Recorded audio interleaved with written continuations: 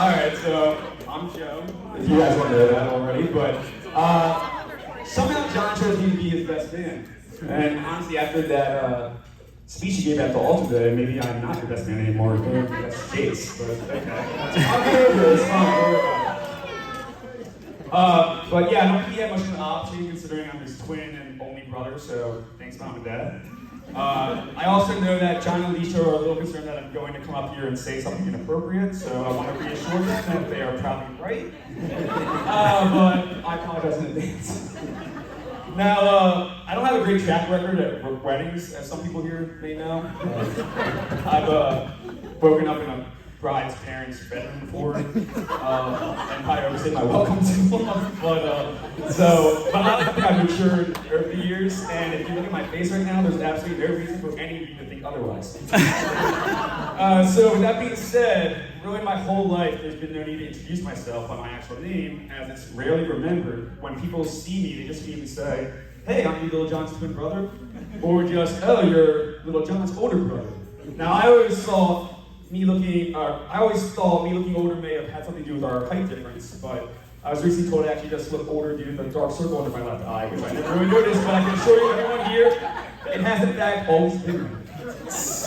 Now, for those of you here today who don't know who I am, well then this is probably the first time you've ever met John.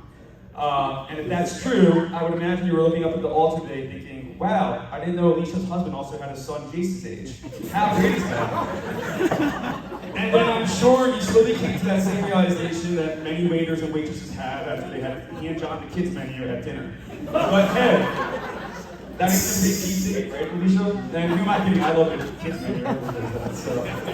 But in all seriousness, people are always shocked to realize John and I are in fact twins.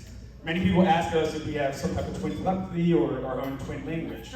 And according to my mom, we did in fact have our own twin language, but eventually we both learned English, or so I thought, because to this day, I often don't know what the hell language John's speaking over text. Trying to understand the text from him is like trying to crack the Da Vinci Code. He sends messages with no context and then just expects you to be able to decipher what he's saying.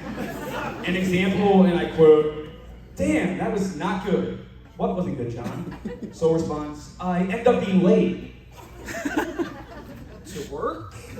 "No, I had a fantasy football draft and my first pick was already drafted." "Okay, well I guess you do need to piece that one together, so that's okay." But as confusing as John is at times, what is clear is the first time we met. Reliable sources have told me the year was 1990 and we would begin our friendship by spending 7 months getting to know each other in our mother's womb.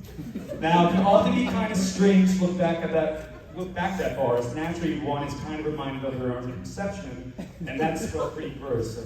But fear not, as many of you may know, John and I were not naturally conceived. Rather, my parents underwent the torturous process of in vitro fertilization due to my dad's so-called slow swimmers. Now, Alicia, don't worry, I've been told it's not hereditary, so you and John shouldn't be too concerned. Anyways, my point is, when I look back at how my friendship with John began in the womb, I'm reminded of the pain and sacrifice my mom endured to try to have children through the in vitro process. As for my dad, well, let's not act like he really did much. I was going to be one of those so-called great articles from a Playboy magazine. Now, oddly enough, John and I would actually grow up to become huge fans of Pamela Anderson and the TV show Baywatch. Apparently, our parents felt it was the perfect show for 6-year-old boys to learn essential lessons of life. So when John and I would see Pamela run in slow motion across the screen, I remember we would look at each other with a bewildered face and using our own twin telepathy powers, we would both simultaneously blurt out, "Mommy?"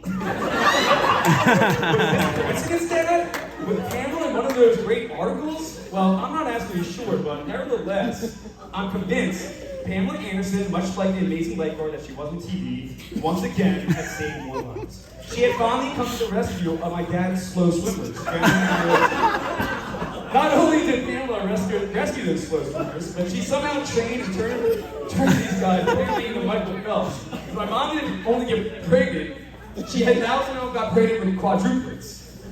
Yes, my dad, mom, and Pamela have now somehow created 4 of us.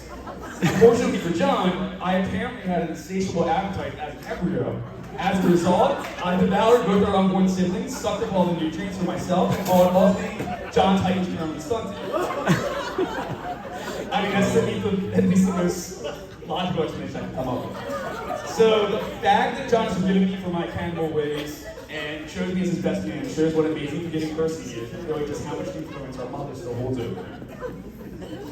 Now, once John and I were born, we continued to grow our friendship outside of the womb, and we were inseparable. Naturally, people would ask me what it was like growing up with John, and the only way I could describe it is that it was like growing up with a mini Bruce Jenner before you transition.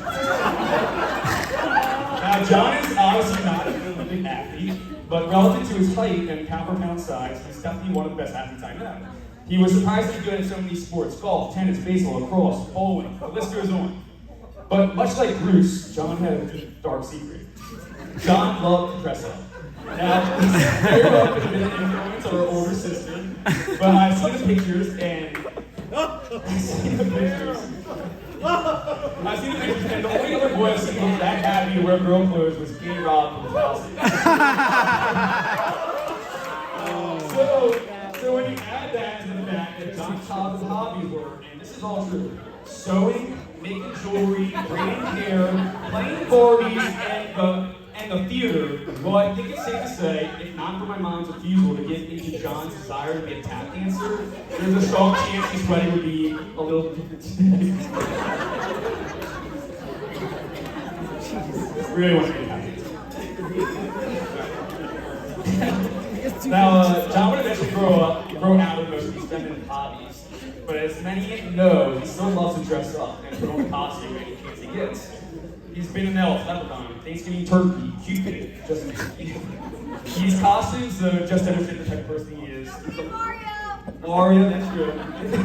He's the life of the party, loves to make everyone laugh, and is more comfortable in his own skin than anyone I know. So that's pretty much all the reason everybody loves him. Now, if not for our height difference, along with John's abnormally large head and short limbs, well, you really couldn't tell us apart growing up. Each day, our mom would put us in matching outfits all the way down to our underwear until 5th grade. I guess my mom thought there wasn't any reason John could be bullied, so why not put them in marching Barney underwear each day? Now, once we entered middle school, we finally put our foot down and told our parents we were done dressing the same. If one day I want to wear Power Ranger underwear and John rather wear his girl thong, well, goddamn it, you're going to let us. So at 10 years old, we were finally wearing different underwear, and I guess you could say different outfits. John would wear his pink polo while I would wear my white polo, and then our mom would basically have us alternate between different colored polos throughout the week.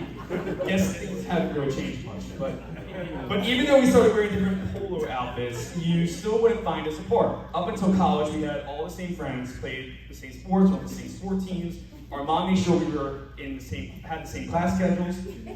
Meanwhile, at home, we shared the same bedroom, bathroom, car, and even the same cell phone. Now, this would actually be a problem, as we also liked the same girl, which, let me tell you, is not ideal when you share a phone. But John, I want to say after leaving that message from the girl who confessed her feelings for me, and Mom and Dad, when you asked if I'm still single, well, you can blame John. Or maybe yourself for having to share a phone until the age of 17. John and I rarely had arguments, though I never had physical fights growing up, mainly because my mom babied him so much. Looking back on it, had me fault more often, maybe I wouldn't be standing up here looking like Rocky Balboa. So, you screwed me there. But eventually, John and I went on to graduate high school, and at that point, we said, you know what? It's time to spread our wings, forge a separate path for ourselves. So naturally, with that strong mindset and attitude, John and I decided, hey, let's move 4 miles away from home and go to college together at Towson.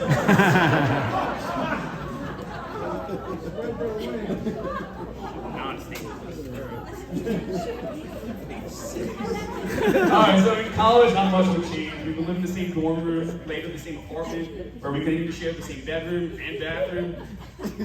But we were finally in different classes. Well, mostly, we still had some overlapping courses, but we were now starting to branch out on our own for a bit.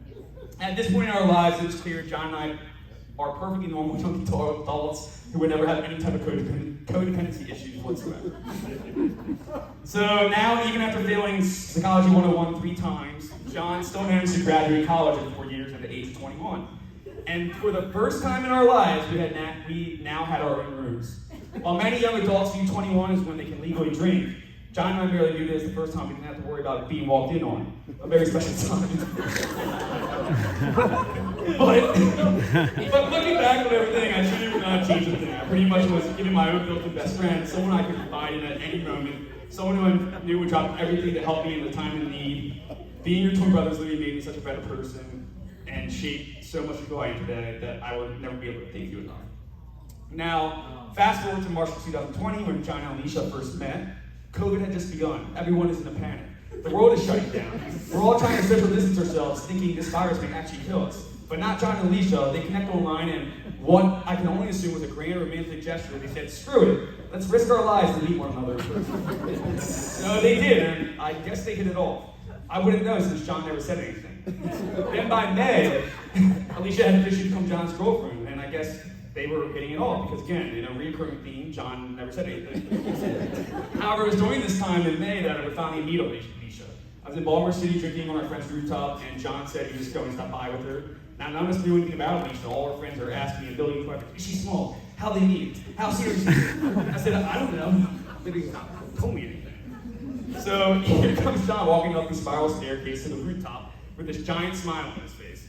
Our friends and I are on the edge of our seat, and behind him walks up Alicia, and from my vantage point sitting down, she's the tallest woman I've ever seen in my life. Now, granted, she was standing next to John, and I was also probably about 8 drinks deep, but here I am thinking, who in the hell is this Amazonian woman from my brother? Now, once I began speaking with her, it became quite obvious why John was with Alicia. It wasn't because of her height, and certainly not because of her flip-cup skills, but because of the kind natured, thoughtful, and beautiful woman she is inside and out. Most importantly, though, Alicia can make my brother happy in a way, well, I never could. She bakes. She's a great baker.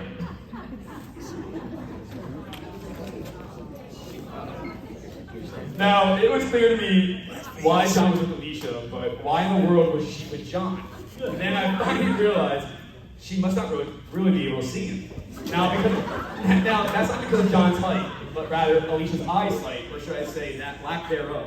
The first time Alicia came to the beach on our family vacation, she walked up to the ocean towards her umbrella and walked right into a stranger's tent, talking to them as if they hit everything to our family. I was like, oh my god, this woman is blind. This makes so much sense. And don't even get me started with the driving. You feel more comfortable with Stevie Wonder behind you. But that being said, although Alicia is clearly visually impaired, it became obvious to me what she saw that made her fall in love with John. For that, you need to look no further than John's apparent best friend, Jace. It takes a special man to step in immediately and bond with someone else's child and treat him as his own. Now, John may have had a slight advantage since I'm pretty sure when he and Jace met, Jace thought John was just another 6-year-old boy that was having a meeting with rather than but that's neither here nor there. Wait, when I met him, I ran away. That's good. With Jace, John immediately showed Alicia that a great stepdad isn't about height, it's about being present, caring, teaching a young person that the most important measure of a person is the size of their heart.